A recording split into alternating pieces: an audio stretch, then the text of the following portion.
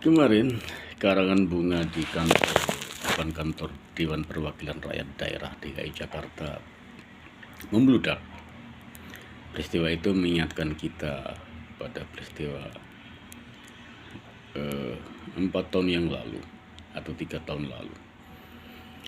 Ketika Ahok, 4 tahun yang lalu ketika Ahok dikadang-kadang menang ternyata kalah.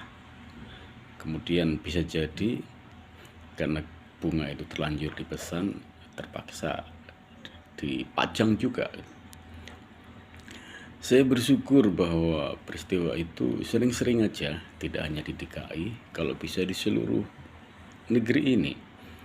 Karena orang bisa mengungkapkan dengan bunga, tidak hanya cinta, tapi juga aspirasi politik, aspirasi lain, rasa terima kasih, rasa bersyukur, rasa gundah gulana, rasa galau. Bunga bisa berbicara mewakili itu semua. Tentu saja yang berbunga-bunga adalah pengusaha bunga. Kalau dulu biasanya orang menyampaikan, mengungkapkan sesuatu dengan bunga, itu umumnya adalah pertama orang yang lagi kasmaran, yang kedua orang yang lagi bersyukur, berterima kasih. Makanya kemudian ada ungkapan bunga selamat, ungkapan bunga pernikahan, ungkapan bunga promosi, ungkapan bunga tukar tempat posisi, ungkapan bunga ketika membuka kantor baru, usaha baru, karaoke baru, semuanya itu disampaikan dengan bahasa bunga. Maka semakin banyak aktivitas kita yang diwakilkan dengan suara bunga, dengan bahasa bunga, tentu para petani bunga, para pengusaha bunga, para perangkai bunga akan berbunga-bunga hatinya. Jadi andaikan ini tidak hanya di Jakarta, andaikan ini tidak hanya karena interpelasi